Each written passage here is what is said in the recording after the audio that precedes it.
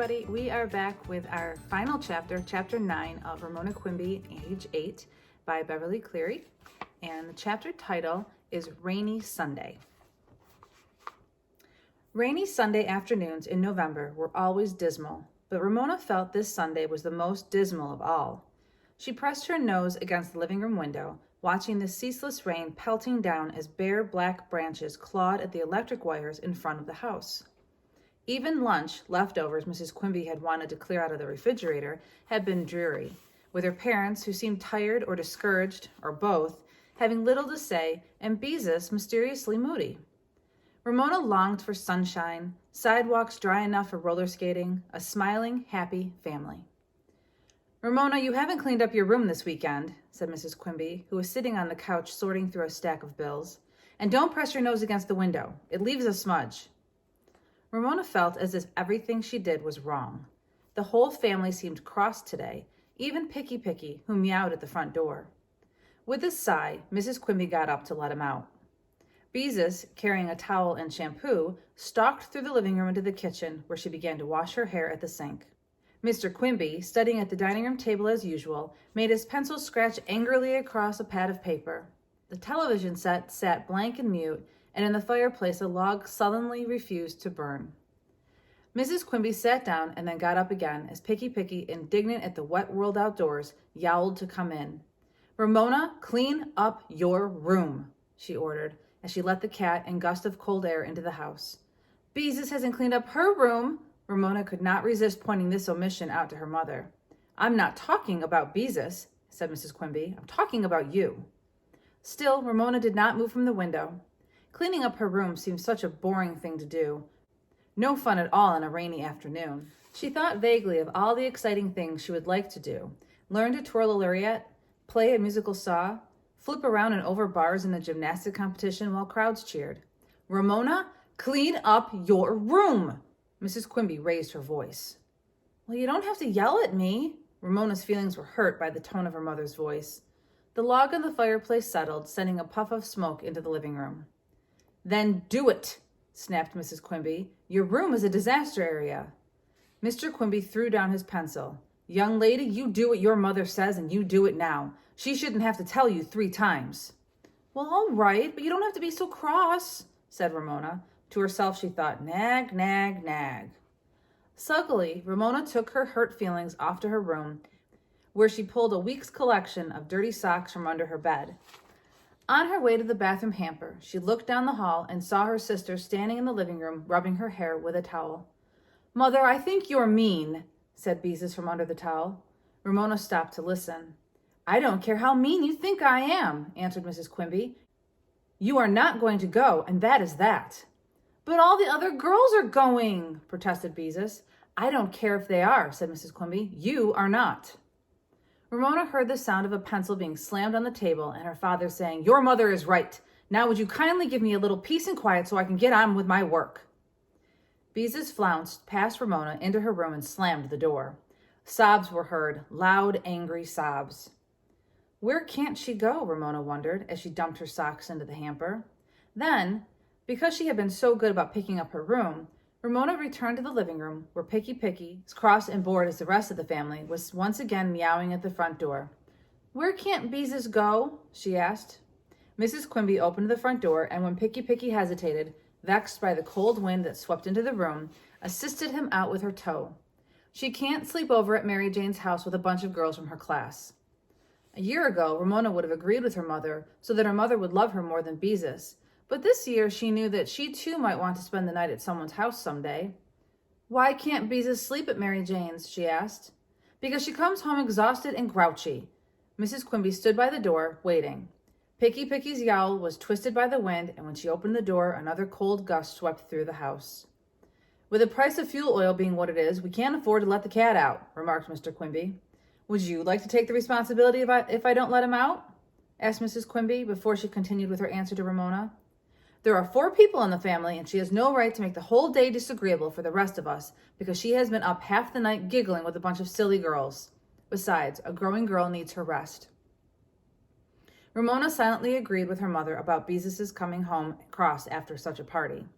At the same time, she wanted to make things easier for herself when she was in junior high school. Maybe this time they would go to sleep earlier, she suggested. Fat chance, said Mrs. Quimby, who rarely spoke so rudely. And furthermore, Ramona, Mrs. Kemp did not come right out and say so, but she did drop a hint that you are not playing as nicely with Willa Jean as you might. Ramona heaved a sigh that seemed to come from the soles of her feet. In the bedroom, Beezus, who had run out of real sobs, was working hard to force out fake sobs to show her parents how mean they were to her.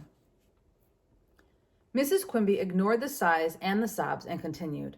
Ramona, you know that getting along with the Kemps is your job in this family. I've told you that before.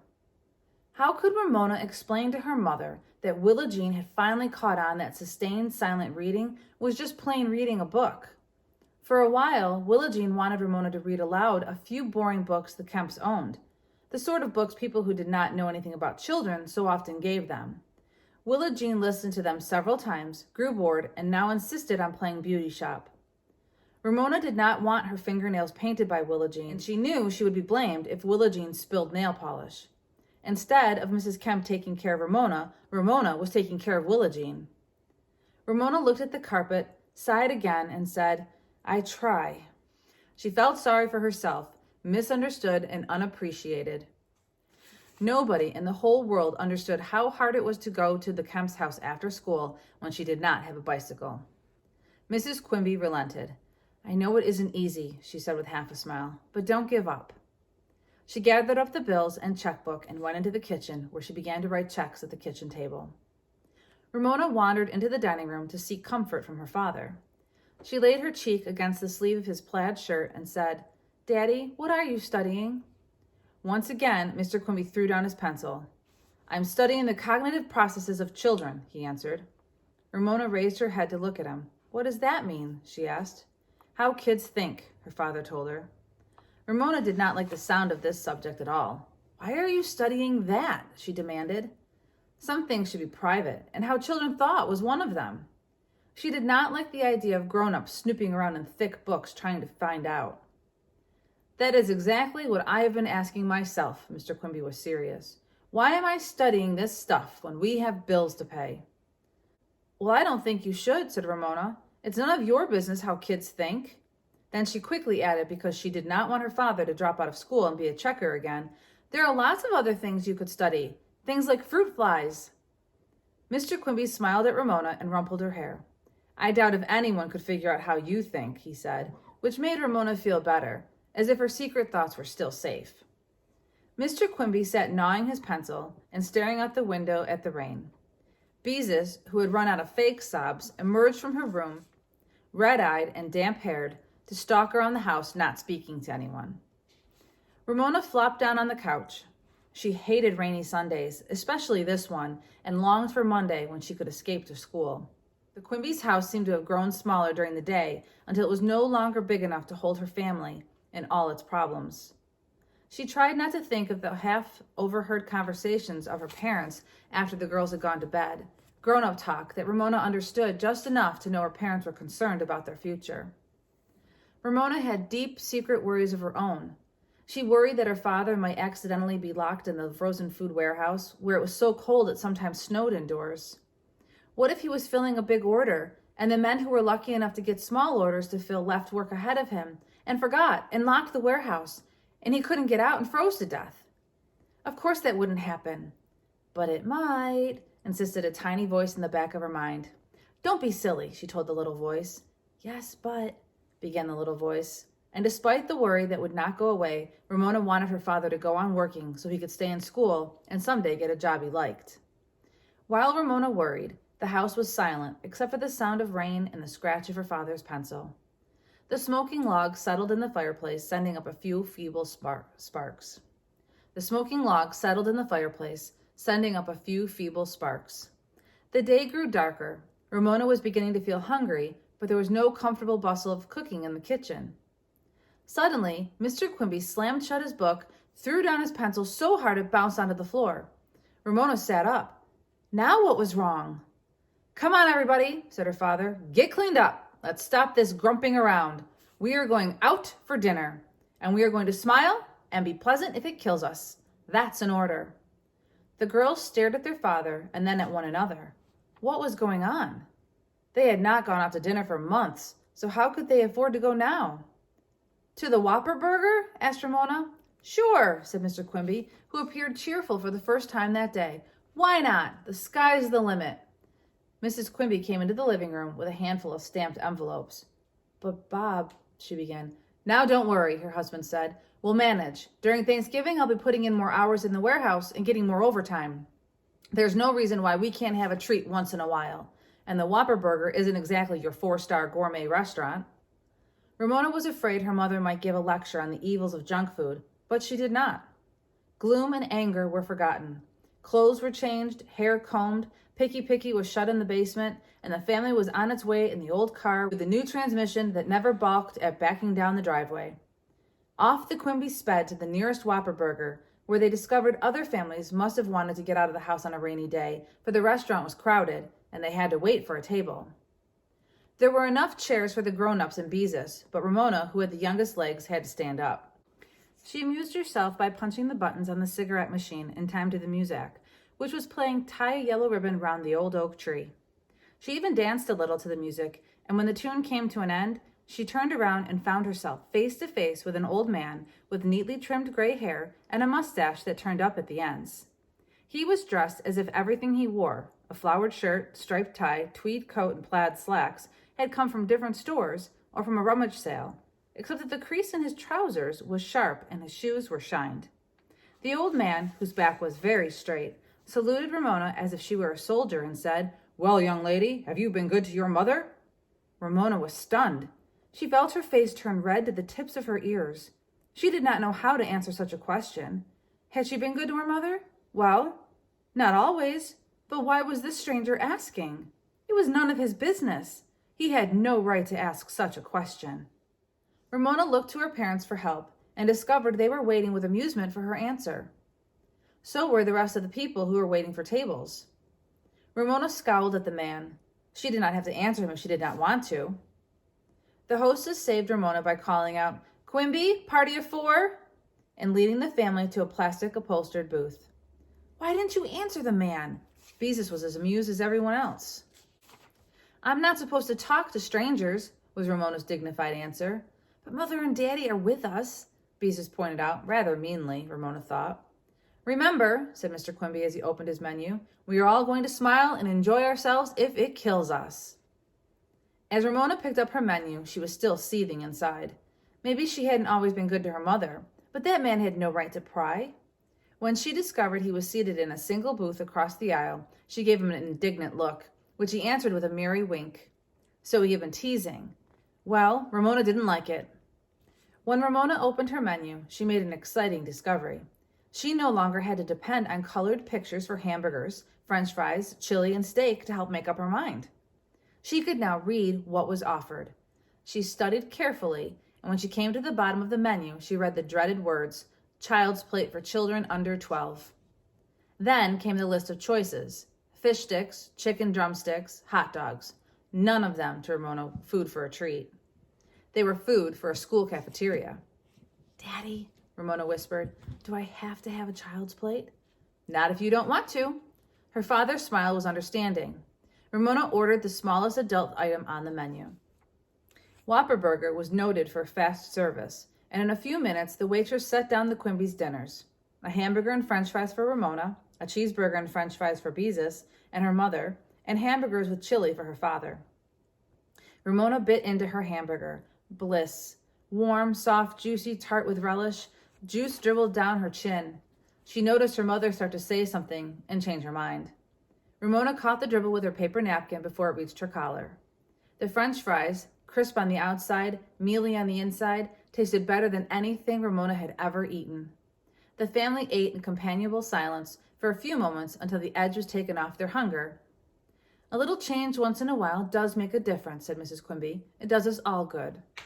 Especially after the way—" Ramona stopped herself from finishing with "after the way Beezus acted this afternoon." Instead, she sat up straight and smiled. "Well, I wasn't the only one who—" Beezus stopped in mid-sentence and smiled. The parents looked stern, but they managed to smile. Suddenly, everyone relaxed and laughed. The old man, Ramona noticed, was eating a steak. She wished her father could afford a steak. As much as she enjoyed her hamburger, Ramona was unable to finish. It was too much.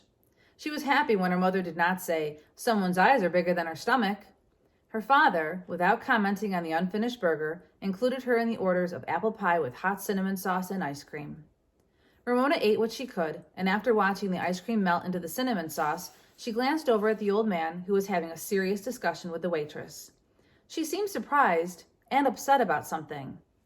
The music, conversation of other customers, and rattle of dishes made eavesdropping impossible. The waitress left. Ramona saw her speak to the manager, who listened and then nodded. For a moment, Ramona thought the man might not have enough money to pay for the steak he had eaten. Apparently he did, however, for after listening to what the waitress had to say, he left a tip under the edge of his plate and picked up his check. To Ramona's embarrassment, he stood up, winked again, and saluted her. Then he left. Ramona did not know what to make of him. She turned back to her family, whose smiles were now genuine rather than determined. The sight of them gave her courage to ask the question that had been nibbling at the back of her mind. "Daddy, you aren't going to be a college dropout, are you?" Mr. Quimby finished a mouthful of pie before he answered. "Nope." Ramona wanted to make sure. "And you won't ever be a checker and come home cross again?" "Well," said her father, "I can't promise I won't come home cross. But if I do, it won't be from standing at the cash register trying to remember 42 price changes in the produce section while a long line of customers, all in a hurry, wait to pay for their groceries." Ramona was reassured. When the waitress descended on the Quimbys to offer the grown-ups a second cup of coffee, Mr. Quimby said, "Check, please." The waitress looked embarrassed. "Well, she hesitated. "This has never happened before, but your meals have been already paid for." The Quimbys looked at her in astonishment. "But who paid for them?" demanded Mr. Quimby. "A lonely gentleman who left a little while ago," answered the waitress. "He must have been the man who sat across the aisle," said Mrs. Quimby. "But why would he pay for our dinners? We never saw him before in our lives." The waitress smiled. "Because he said you are such a nice family, and because he misses his children and grandchildren." She dashed off with her pot of coffee, leaving the Quimbys in surprised, even shocked, silence. A nice family? After the way they had behaved on a rainy Sunday. "A mysterious stranger just like in a book," said Beezus. "I never thought I'd meet one." "Poor lonely old man," said Mrs. Quimby at last, as Mr. Quimby shoved a tip under his saucer. Still stunned into silence, the family struggled into their wraps and splashed across the parking lot to their car, which started promptly and backed obediently out of its parking space. As the windshield wipers began their rhythmic exercise, the family rode in silence, each thinking of the events of the day. "You know," said Mrs. Quimby thoughtfully, as the car left the parking lot headed down the street, "I think he was right. We are a nice family." "Not all the time," said Ramona, as usual, demanding accuracy. "Nobody is nice all the time," answered her father, "or if they are boring." "Not even your parents are nice all the time," added Mrs. Quimby. Ramona secretly agreed, but she had not expected her parents to admit it. Deep down inside, she felt she herself was nice all the time, but sometimes on the outside her niceness sort of, curdled. Then people did not understand how nice she really was. Maybe other people curdled too. "We have our ups and our downs," said Mrs. Quimby, "but we manage to get along and we stick together." "We are nicer than some families I know," said Beezus. "Some families don't even eat dinner together." After a moment, she made a confession. "I don't really like sleeping on someone's floor in a sleeping bag." "I didn't think you did." Mrs. Quimby reached back and patted Beezus on the knee. "That's one reason I said you couldn't go. You didn't want to go, but didn't want to admit it." Ramona snuggled inside her car coat, feeling cozy and closed in the car with the heater breathing warm air on her nice family. She was a member of a nice sticking together family, and she was old enough to be depended upon, so she could ignore, or at least try to ignore, a lot of things. Willa Jean, she would try reading her sustained silent reading books aloud because Willa Jean was old enough to understand most of them. That should work for a little while. Mrs. Whaley, some things were nice about her and some were not. Ramona could get along. "That man paying for our dinner was sort of like a happy ending," remarked Beezus, as the family, snug in their car, drove through the rain and the dark toward Klickitat Street. "A happy ending for today," corrected Ramona. "Tomorrow, they would begin all over again." Okay. That was Ramona Quimby, age 8, by Beverly Cleary. And stay tuned because we are going to pick out another children's chapter book and do this all over again. Have a great day.